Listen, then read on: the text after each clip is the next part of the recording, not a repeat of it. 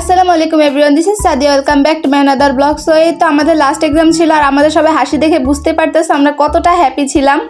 So আমার জীবনে একটা বিশেষ দিন আজকে শেষ হলো, কলেজের লাইফটা আজকে শেষ হলো। এই নিয়ে অনেক কথা আছে, সেটা তোমাদের সাথে অবশ্যই শেয়ার করব। এখন যে কলেজটা দেখেছো তোমরা, এটাতে আমাদের সিট পড়েছে। এই কলেজটা অনেক সুন্দর ছিল। আর এই তো কলেজ থেকে আসার সময় ভাই আইসক্রিম নিয়ে আনে, এখানে আমি আর আম্মু আইসক্রিম খাচ্ছিলাম। আর আজকে যেহেতু লাস্ট এক্সাম ছিল আমরা সবাই অনেক হ্যাপি ছিলাম। আর থাকবোই না কেন বলো, 2 মাস টানা এক্সাম চলছে, 2 মাস লেগেছে এইচএসসি শেষ হইতে। খুবই টেনশনে ছিলাম আমরা, একবার টেনশনের উপর দিয়ে আমরা যাই আর কি এক্সামের জন্য। এক্সাম হলে তো এমনি একটা টেনশন থাকে আলাদা, খাবার দাবার কিছুই ঠিকঠাক থাকে না, তারপর নিজেরও তেমন একটা কেয়ার করা হয় না। আর এই তো আসার সময় আবার সিঙ্গারাও আনে। এখানে সিঙ্গারাগুলো অনেক বড় বড় পাওয়া যায়, সিঙ্গারা সমুচাগুলো, কিন্তু আমার কাছে সমুচার ইয়াটা ভালো লাগে না, সমুচার ভিতরে যে পুরটা থাকে সেটা আমার কাছে ভালো লাগে না। তাই আমি সমুচা খাই না, আমি সিঙ্গারাটা খাই।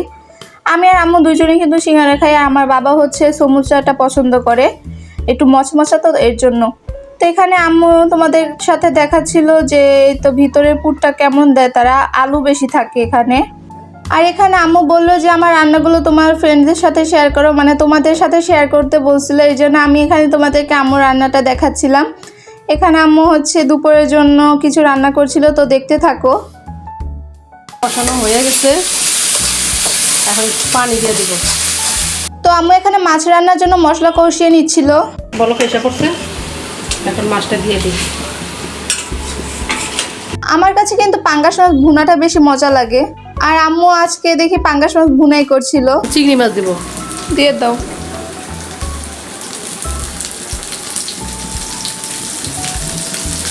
একটা পড়ে গেছে, কোথায়? নিচে পড়ে গেছে। রসুন বাটা দিব, দাও। কুচি,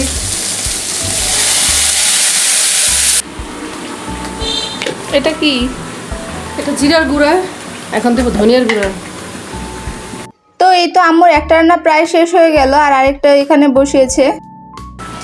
কষাইনি, চিংড়ি মাছ বাটা দিতে ভুলে গেছিলাম, পরে অফ ক্যামেরায় চিংড়ি মাছ বাটা দিয়ে দিচ্ছি। আচ্ছা, সমস্যা নেই। এখন কি দিবা? এখন যে কচুরমুখী দিয়ে দাও। এটা কি গলে যাবে? হ্যাঁ, কচুরমুখী নরম হয়ে যায়।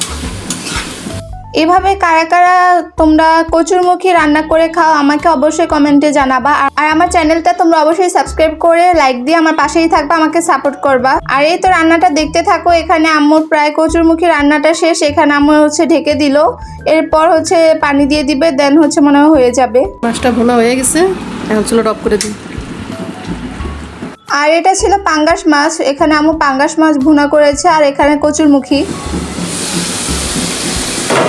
এটা কি হয়ে গেছে? না, এখন ঝোল দিব। তো এই তো আজকে দুপুরে রান্না বান্নাও হয়ে গেল। এখানে ছিল কচুরমুখী, আর এখানে ছিল পাঙ্গাস মাছ ভুনা।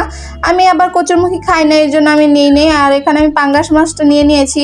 আমার পাঙ্গাস মাছ কিন্তু অনেক পছন্দের, কারণ এটাতে একটু কাটা থাকে না, এই জন্য আমার খেতে ভালো লাগে।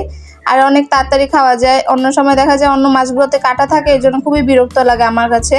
তো এই তো আমি পাঙ্গাস মাছ খাচ্ছি, আর এটা থেকে কোনো গন্ধ আসতেছিল না। অন্য সময় অন্য মাছগুলো থেকে যেমন একটা বালু বালু গন্ধ আসে, এটাতে কিন্তু ছিল না।